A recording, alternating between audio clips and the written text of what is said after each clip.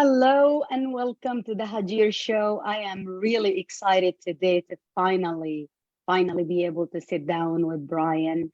I have met you a couple times at different events, and truly your art, the way you handle yourself and the way you draw, it caught my attention right away. And I start following you on social media. So I am honored to have you here with me. If you don't mind, share who you are with our audience. Just tell us who you are and where you're located and what you do. Thank you so much. I appreciate being here. It's an honor.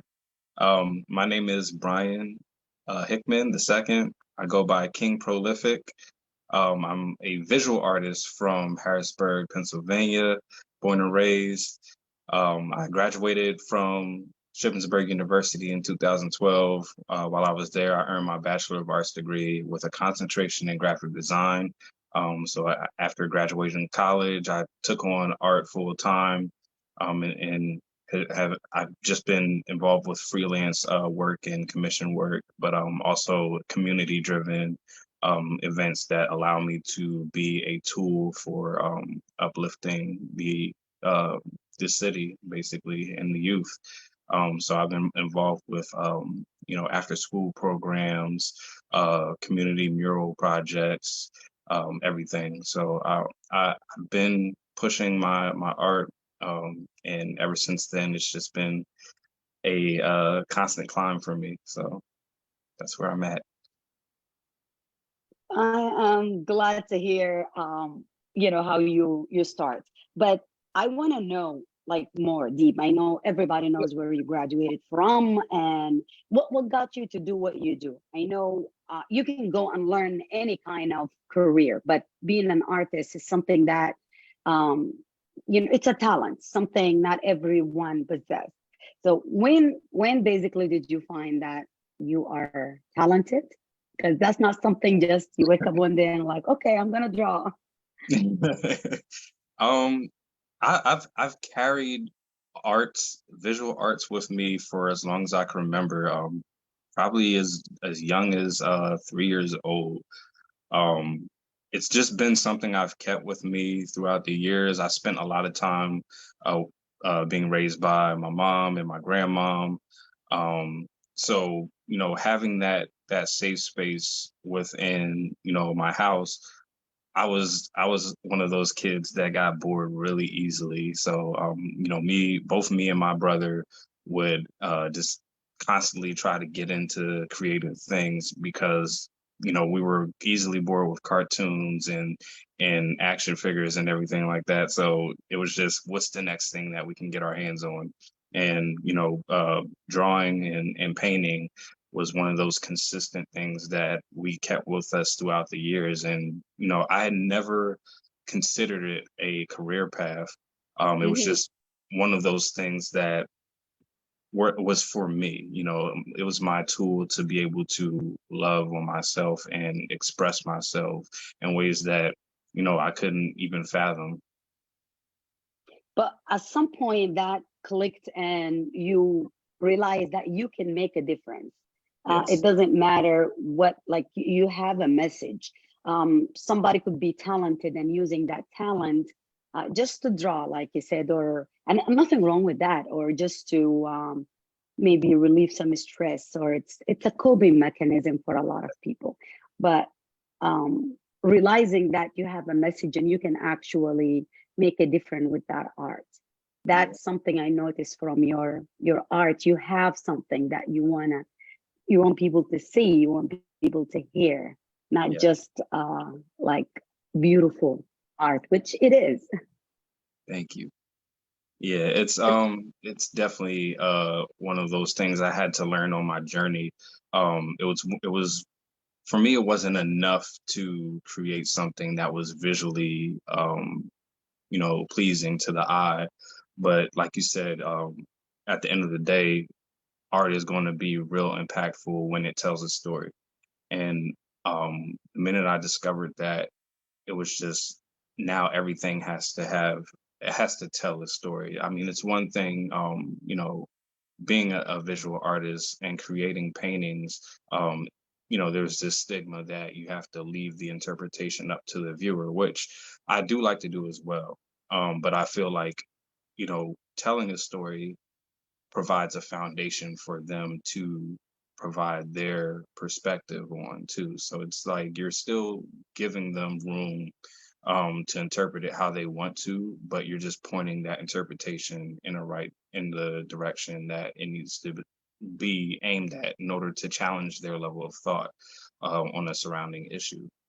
So what message, I know what message is for me, but for someone who is looking and enjoying your art and thinking, um, what message that you want people to hear, Mhm. and then there is the part that people will get from looking and interpret it based on what they want. So in another word, what were you trying to accomplish? What are you trying to accomplish from what you're doing? Absolutely.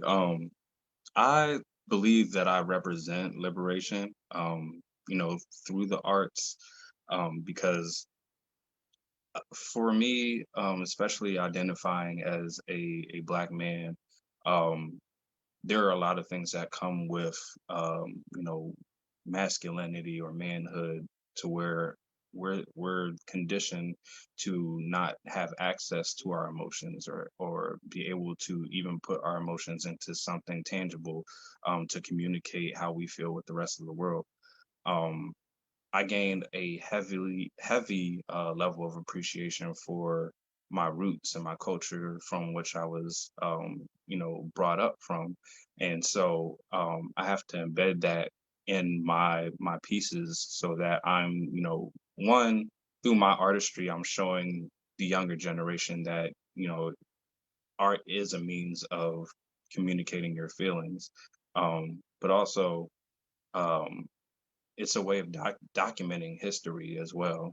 I think we are the keepers of the legacy that came before us, and so to be able to tell a story, um, outside of like a classroom structure, to where you Mhm. can just put a story in something that's visually appealing, I feel like people are more susceptible to that message when they can consume it through something that is appealing to them. And I think art, for me, is that. And so I think it was around 2013 that I actually started, making more culturally based paintings. And, Mhm. um, I read a lot. So uh, there were things that I've read and lessons that I've been taught through the books that I've read that I haven't learned in school that I feel like I should have. And Yeah. so now I want to engrave, those stories in these pieces. And like you said, there's a point of these pieces that leave interpretation up to the viewer. And so the style I go by is basically having the meaning present, but also having a lot of symbolism throughout the whole piece, to where they're like, what does that mean right there? What's that thing on the table right there? What does that represent? I think it means this. And it allows, it's like a passport for people to just go on this journey. Like you'll stand in front of a painting and not even know you've been standing there for so long trying to Yeah. dissect every part of it. And I love doing that. I love being that person that can bring them on that journey. I wish if I'm able to record my 22 years old. I have a 22 years old and a 16. So they were sitting, I was talking to them that I'm going to have you on the show, and they're both artistic. So they were Mhm. sitting and she was making a whole story about one of your pieces. And I don't think that's what was intended for Yeah, it, but they're both knowledgeable, and I always believe that traveling is an antidote for ignorance. So is reading, and I'm sure you know that. Getting to know other cultures, getting to know, we have a rich culture, and to be able to be the voice for that or amplify that voice is a different. So I asked her if I can record it, and she's like, no, they're like camera shy.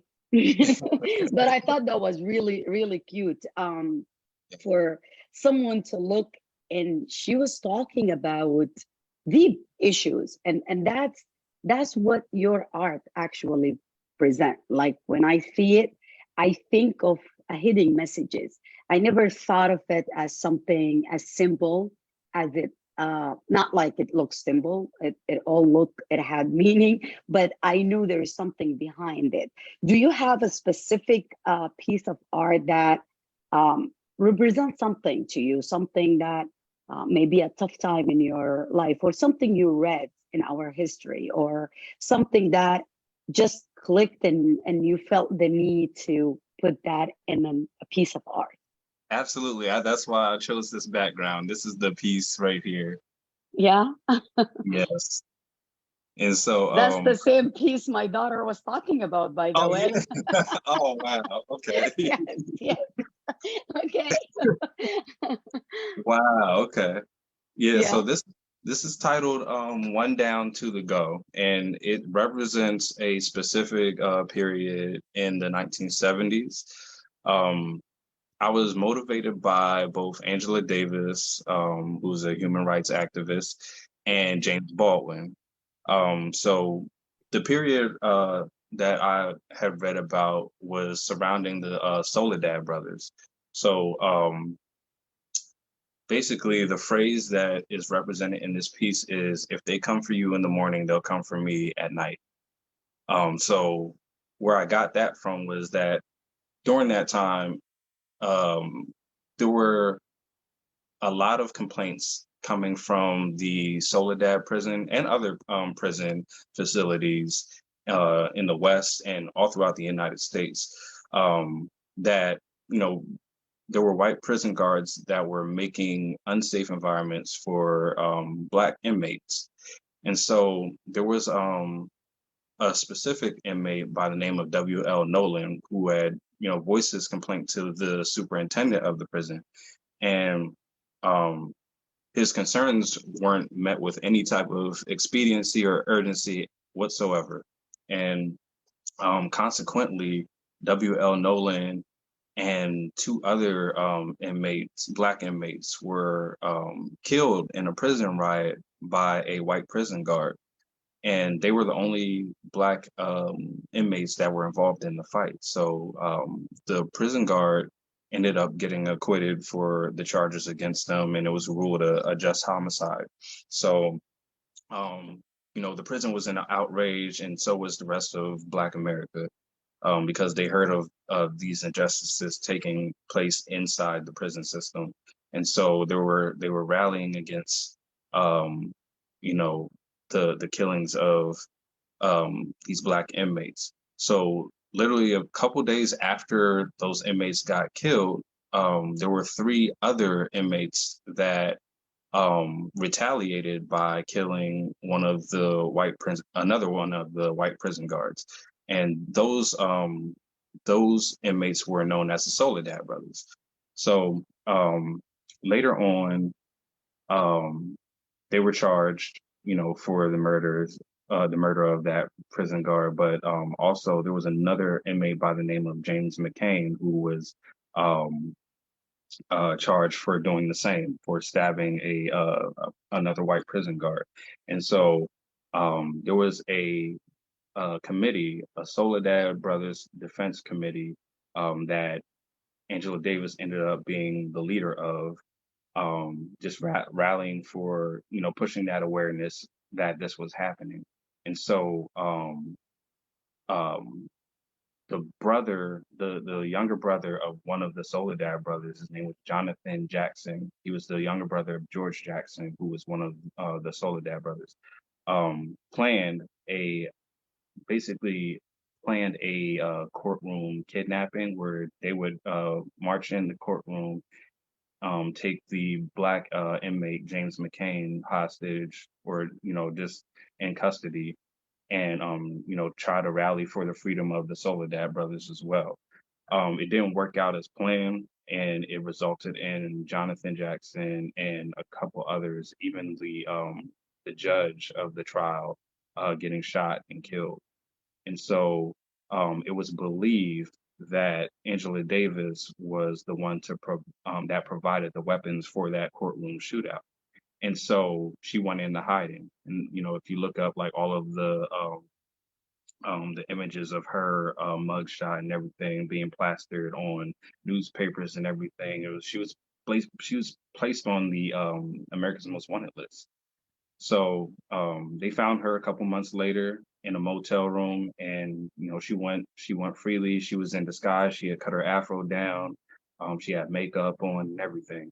So while she was in prison, James Baldwin wrote a letter to her professing his admiration, um, explaining that the image of a black woman in chains is being celebrated throughout the United States, and they're making you out to be this terrorist instead of being an activist. And he was like, I have to make your calls my calls, because if they come for you in the morning, they'll come for the rest of us at night. So that's the context. That's what he closed out his letter, and that letter is available, for full viewing and everything. But I wanted to expand on that phrase and make that the representation of this painting. So at the table, you see a man with an American flag over his head, Yeah. with a sweet potato pie in front of him, and a pistol on the side of the plate as well. And then also you see in the background someone has already been apprehended. So that person Yeah. who's been apprehended already represents the person who's been taken in the morning, and this person at the table is the next one that they're going to come for. So the reason I used the American flag drape over his face was to kind of make him look as if he was condemned, um, basically because he's blinded by his patriotism, so much so that he does not see the injustices that are going on around him.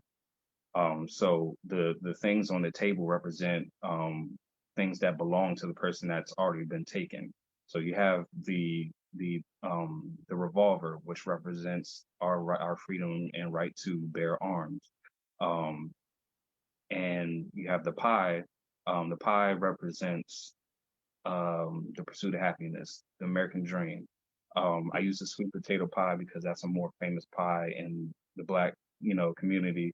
So I wanted that to represent what the American dream means through a black lens. The first bite of the pie is still in the fork. He didn't even get to enjoy that. So, Hmm. that provides the statement that we, although we have these rights that are supposed to be promised to us, oftentimes we don't get the time to exercise them freely because we're too busy basically trying to fight off oppression. So I left those things on the table because they're still not being used by the person who is at the table because that person is blinded. And Yeah. so there's I allude to certain parts of that historical event. That clock that's in the background on the wall, it reads 6 o'clock. Yeah. So that's actually the time in the police report that they had apprehended Angela Davis. And when they found her, the newspaper report said we found her approximately at 6 p.m. And so, that kind of provides that allusion to that. There's different elements. There's the repetition of the number six. You have the clock. You have the revolver, which holds 6 bullets, and then you have the reference to the events that led up to the courtroom shootout. Because as I mentioned, it started from the three black inmates being killed by the white prison guard, and then the Soledad Hmm. brothers, three black inmates that retaliated. So that's 3 and 3. So that equals 6 there too. Hmm. Um, and yeah, so it basically places the viewer in a moment of decision making too. This is why it challenges your thought too, because if you take that phrase "one down, two to go," I actually got that phrase from when the Soledad brothers retaliated, because when they found the prison guard, he had been dropped from a flight of stairs, and there was a note left by his body that said "one down, two to go," meaning that that was one officer down, and they were gonna, keep killing prison guards until they even the score of the three that they lost. And so I put it in this scenario to represent, the viewer being the one to go. So, you have the one down, two to go. One down is the person in the background who's been apprehended. The two to go is the person with the American flag over his head, and you, the viewer, because if you look at the placement of the table, it places the viewer on the other side of the table. So because that person in front of you is condemned, it's up to you to reach over and grab those things, um, to, take hold and actually enjoy your freedoms and exercise them. So that was the basis of this painting. And I tried to do that this was the first piece in a series that I'm still working on right now. So I'm 5 pieces in. This piece actually sold in Philadelphia at an art show. Um, so right now I'm just selling prints of it, but the other ones I do have the originals of. But the whole series is titled Manumission, and manumission is a word in the English dictionary that literally means release from slavery, from oppression. Mm. And so in all of the pieces, it's not me trying to depict Black people in a traumatic state, but to put the viewer in a position of challenging their own level of thought when you're considering what freedom means. What are you willing to do for freedom? Do you currently feel free? All of the aspects of freedom and how they apply to us as a community.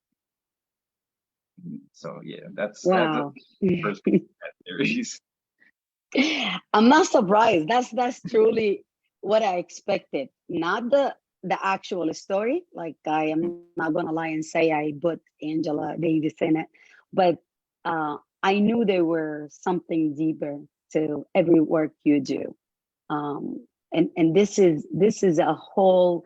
You can have a whole show with just one piece of your art, and you have so many of them.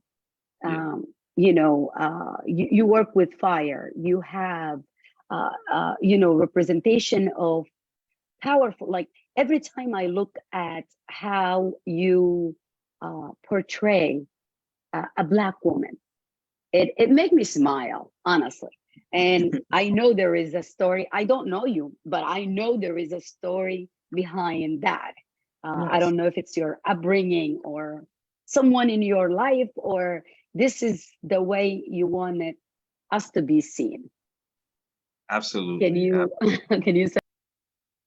Yeah, like exactly as you said, it's me acknowledging that, without the leading of Black women, I would not be where I am now. And I feel like because there's been this constant overlooking of the significance and the value of Black women. Like, it goes back to like during slavery where, both Black men and women were dehumanized. Um, we pretty much were conditioned to pretty believe that, you know, even outside of being freed as slaves in the Black community, that there was a hierarchy that we had to adopt at that point.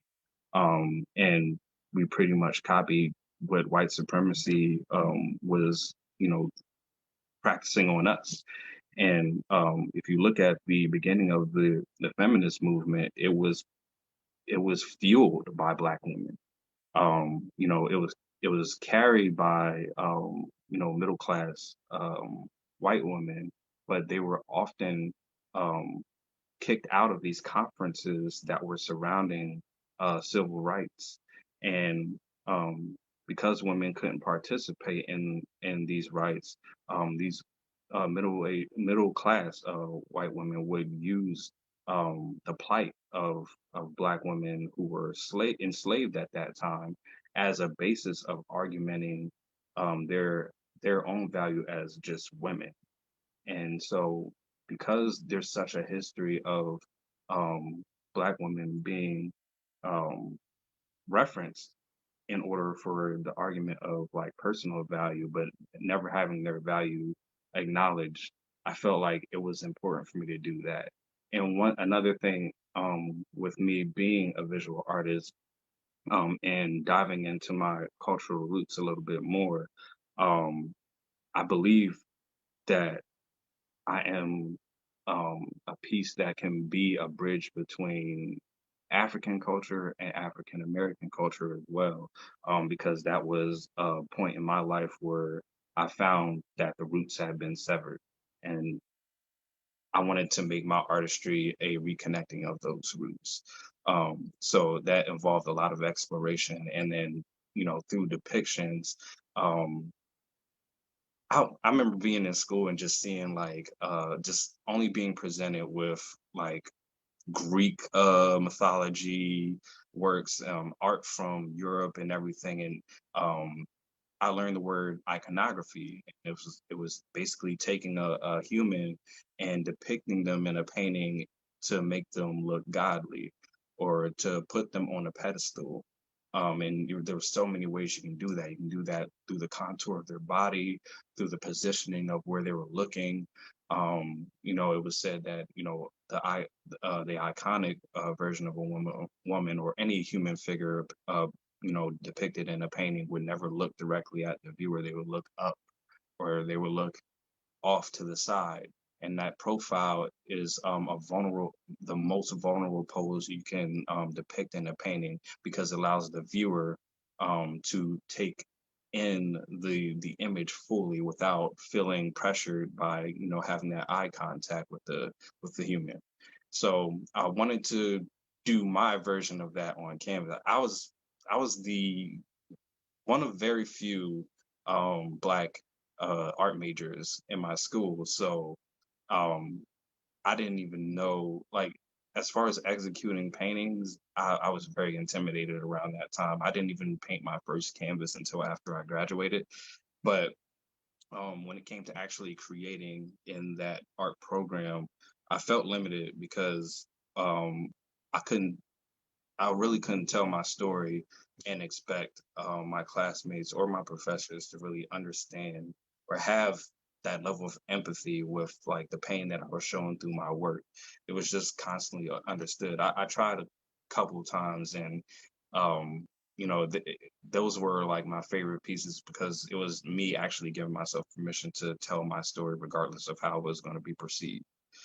But once I graduated and once I pursued art fully, it was just like now I have full control. Like I'm not doing this for a grade. I'm not doing this specifically for people to understand. I'm reading, I'm fueling my knowledge, but I'm also taking that knowledge and trying to put it through a filter and project it onto my community so that they can feel the impact of what the story that I'm telling. And that was for me during like this time of my artistry, I felt like I had to hold, Black people in a higher regard too. So yeah.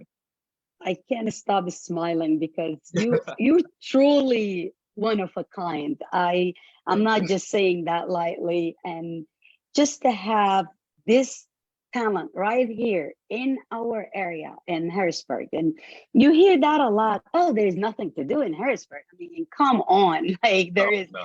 a lot to do. There Yeah. is Bryan for one, you know, and there is like you said, you're not a student anymore. Now you get to tell not just your story, but everyone's story. I grew up in Sudan, so I came here when I was like 21 or 22. So it's like you said, a lot of what you see and what you hear in a school is nothing to do with where or how I grew up, where I come from. So when you see someone who is trying to get that message in a beautiful way, it is just it fills my heart with like happiness. And you do that. You truly do that. I And appreciate that goes with all your art pieces. You use the fire. What is there? If there is a reason, I know there is it. a reason, but Oh yeah. Um so during my evolution as a visual artist, there were spaces that I was expected to be in, and then there were spaces that, you know, people wouldn't be able to fathom me even showing up in. So like I said, I graduated 2012. So around that time, I think pop-up shops were becoming a thing. Those were new, like they called them outdoor markets or whatnot. So, you know, if a visual artist was going to be there, you were expected to just have like a table and maybe a booth to present your paintings. Um, I was doing that, but I was easily bored. And so I was like, there has to be some way for me to make my presence known in these spaces without like overexerting myself too much. Um, but also making it real enough for the people that's doing my art. Because it's one thing to sit by your art and have people walk up to you and be like, "Did you do this?" I didn't want to leave. I didn't want there to be any room for a questioning at that point. So a couple of shops that I was part of, I would make it a point to take the collection of work that I had that was finished, and then take a piece that was half finished, and I would just finish it right there live in front of people. When I had personal art exhibitions, I would do the same thing. I'll have people come in, taking all the art that I had worked on up until that point, and I will also, you know, cap off the evening with a live performance. So the more spaces that I started getting invited to, it involved them giving me a set time to actually perform. And so I had to be very creative because, you know, my original works are pieces that I spend a week or 2 weeks on at a time. And so when I'm being invited into these spaces that are 2 hours long and I'm being asked to perform within a 10-minute set, I have to scale back a little bit. So obviously the paintings might have less detail, but I want to make up for that lack of detail on the canvas with my performance. And that's pretty much where the fire came in. I started doing paintings just upside down. I would do them upside down during a 10-minute set. And then at the end of my set, I would turn it right side up and it would just blow people's minds. They're like, oh my God, how did he do that? So I was I got to a point where I'm like, all right, what's next after that? Because now people know me as the upside down painter guy. So I'm like, all right, what can I add to this? And I've always been a fan of magic, and so you know, I went to magic shops and everything just to like look at the stuff that was there, and I would even go and do and like, you know, look at magic tricks, not to do them myself, but just to like be mesmerized because I love that transactional relationship that a performer like a magician has with their audience where the audience is just like putting all of their trust and faith into this performer. They're like, he's doing a lot of movement right now. I don't know what it means, but I know by the end of this performance, it's going to mean something and my mind's going to be blown. And so, for that amount of time, you have that person's attention, you have that audience's attention. So, there's so much power that comes with that, that, you know, when you know what you're doing and you're adding elements that you know are going to captivate their attention, they're going to keep asking for more, they're going to refer they're going to toss your name into different rooms and everything like that. So one of the magic tricks that I found was you probably seen it before too, is when like the magician is like holding a pair of cards or any type of object, and like he'll poof it in the thin air, you'll see a burst of flame and it'll turn Uh-huh. into like some flowers or something. It'll turn into something beautiful, or birds or something like that. So I looked up the material of what created that fire. And so I'm adding that to my performances now. So I have like a fire reveal painting where the canvas is covered and I'll do half of the painting on top and then I'll light it on fire and it'll reveal a full scale portrait that, you know, I would have had to take 2 weeks to do. And there's another fire performance where I have spray cans and I just um I'm shooting fire all over the place. And that's usually to just dry the paint. But I Yeah. know that the way I prep my canvas, the painting won't catch on fire. So I can actually douse it in flames and move the fire around. That came from a lot of practice. Mhm. I almost set my house on fire. But But once I mastered it though, and I was able to take it out into public spaces, it was beautiful. And now I've been asked to do it everywhere. When people like, I literally just did one at the FIA office building. I was right underneath a smoke detector, a fire alarm, and everything. I'm like, I had to constantly tell them, I'm like, are you sure you want me to do this? They're like, nothing's gonna catch on fire, right? I was like, no, I have it down pat. I can make it happen, but I just want to make sure like I'm clear with you guys because I want security doing whatever. Coming and spraying Yeah. everything. So yeah, I mean that speaks to the level of trust people have for me now because of what they've seen me do in these performances. And now because I know fire is an attention grabber, I know like if you're in a public space and you see fire, like you're not going to ignore it, even if it's from your Yeah. peripheral vision. And so I feel like that gravitates people to my paintings now. And so now And I'm there like, is art. yeah, exactly. That's an art within an art. It And it's is. not just because people saw like they're like they have trust in you, not just and like in the whole process. Like you said, when you know a musician and a magician, you will know, okay, I'm gonna sit through it because I know it's gonna be something magnificent. And you always present. Anytime I saw you or I just watch, and I put so many links to some of the works that you do. But if someone is listening to us and wanted to, Floyd said one of Harrisburg's greatest treasure. Yes, he is. He is. Thank And not you. a hidden one, not a hidden treasure. And Cheryl, she said, creating art is so difficult, and he does it so fluently.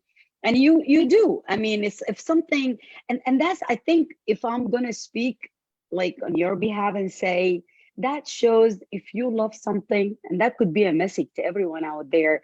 If you love something and you really put time and effort, you can you can do whatever, right? You can accomplish anything. And you're sitting here talking about this experience with a beautiful smile in your face, and anyone can tell that you're enjoying not just doing the art, but even talking about it. And that means something, truly. It does. I feel more empowered every day by just remaining in my purpose and um, being able to affect the people around me. The longer I've stayed in Harrisburg, the more people I've been able to touch within my community. And so that's a beautiful relationship that I have with the people around me, and they return that love every time, and I'm beyond grateful for that. Don't mind my No, that's a distorted nice thing. heart shape, but it's That's it a is. nice So if someone wanted to reach out to you, wanted to have you and utilize your services, wanted to buy a painting, how can we do that? I'm pretty flexible on social media, so the average like DM message is fine. Other than that, my website is prolificasf.bigcartel.com, and then even if not that, my email is kingprolific.inquiries@gmail.com. So Perfect. And I'll make sure I'll put all of that in the bottom of our video later. And okay, I am going to ask you if you don't mind. We always do something we call the lightning round. okay, So some things that people might not know about you. So it's gonna be light. Don't worry. all We right, start with like a little bit of heavy stuff. So let's go. advice would you give for your 16 years old self or 15 years old self? Oh man, What would consistency. you tell Bryan? Hey, Brian. You're on the right path.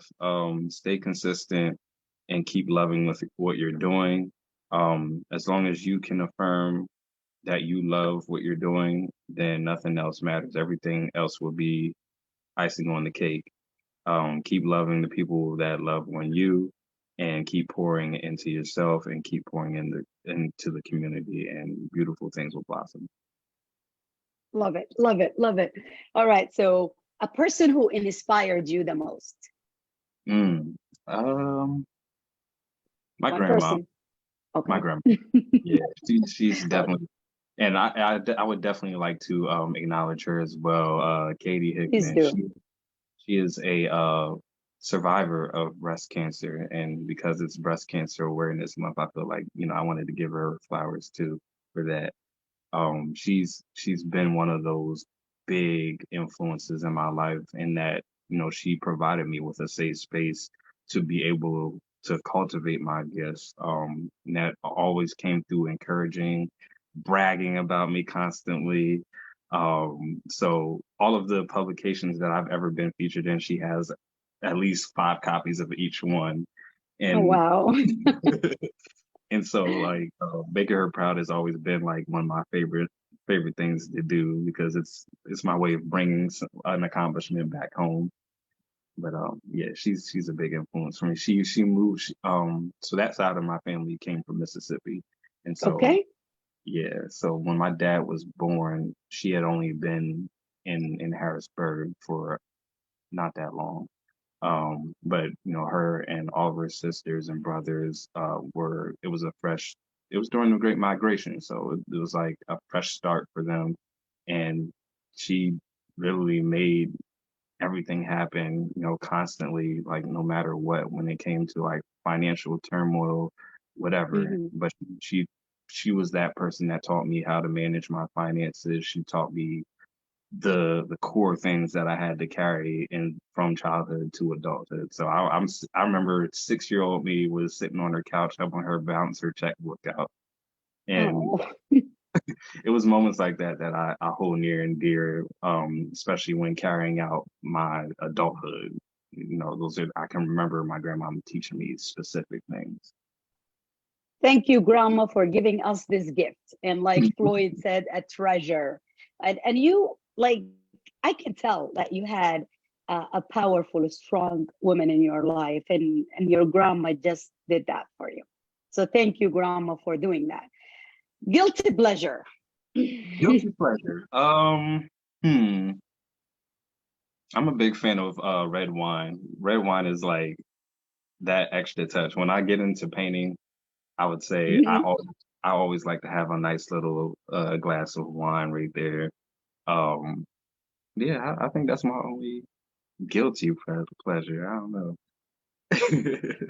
I'm go- I'm going to read something that Cheryl is a very good friend of mine. She said his passion has me in my emotions. As the mother of a young Black woman, this is so good to see and give me so much relief. I hope she runs into so many Bryans in her life. Oh, wow. Thank you, Cheryl. He Thank you, is. Shannon. Cheryl is in Texas. So when you come down, I'll take you and your daughter to see Bryan. Oh, yes, yes. So something you look forward to. Something I look forward to, the future. I have some big projects planned.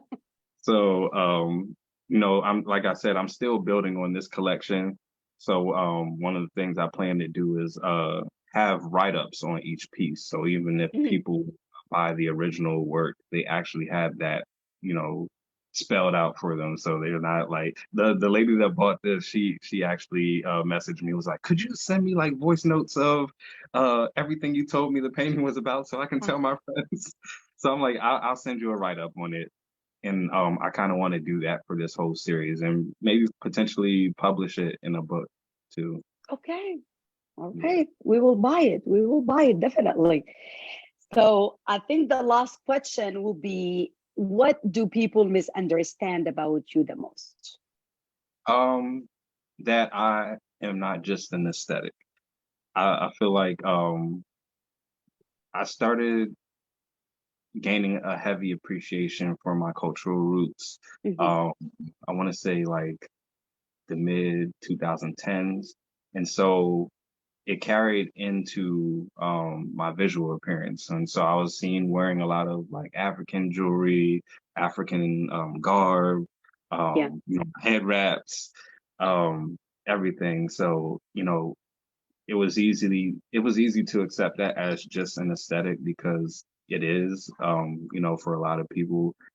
But without the appreciation that goes into, knowing where um knowing that like something like kente cloth came from West Africa, or Yeah. it started from two brothers that learned how to weave fabrics together by watching a spider weave its web. I can tell you the cultural significance behind everything that I choose to embody, and I feel like that's a very important thing. So when people see me, they're just like, "Oh, that's the prolific look." Yeah. Um, Definitely like You have a unique look anyway, and it's a lot of people just put whatever, but yeah, you have a meaning and a reason after, uh, with everything that you do. I think I didn't get to sit down with you more than few minutes, but I kind of got that idea, and I'm yeah, glad I was right. So don't just look when you see someone who is wearing something different, just ask them. yeah. Probably going to have a unique story like your story. And it's liberating too because the fact that my pieces can have this depth to them, I was like, well, I want to have like depth to me too. So I'm like, Yes. let me let me this aesthetic so that when people walk up to me, it's like walking up to a painting. They're like, what does this mean? I'm like, well, thank you for asking, and then I can give them a whole history lesson from it. I love doing that. Amazing, amazing. Bryan, I really can sit here and talk to you for hours. And I am sure everyone is listening to us right now want to hear more. Follow Bryan. I put some links and I'm going to add his website. Contact him. Just learn about what he does. And he is an amazing, truly an amazing asset to not just Pennsylvania, but the whole world, honestly. You have a beautiful message. You have a talent that I don't see anyone possess your talent around here, honestly. And I'm not putting anyone down, but you have a taste that it's easy to digest. It's easy to like, even with the depth and the meaning behind it. So I truly appreciate everything you do, and I want to thank you for being here and giving me the time. And I hope we will connect soon and we can see everything in action. So let me know when you have your next art exhibit, and I'll be there. For sure, for sure. Thank you so much. I'm honored to be able to share space with you. It was definitely a very stimulating conversation, and we Thank definitely you. will. Thank Thank you. you. Thank you, everyone, for listening. Please follow Bryan. Please watch his work. Invite him if you have an event. Go purchase a piece of art from him, and you won't be sorry. Until like next time. Thank you.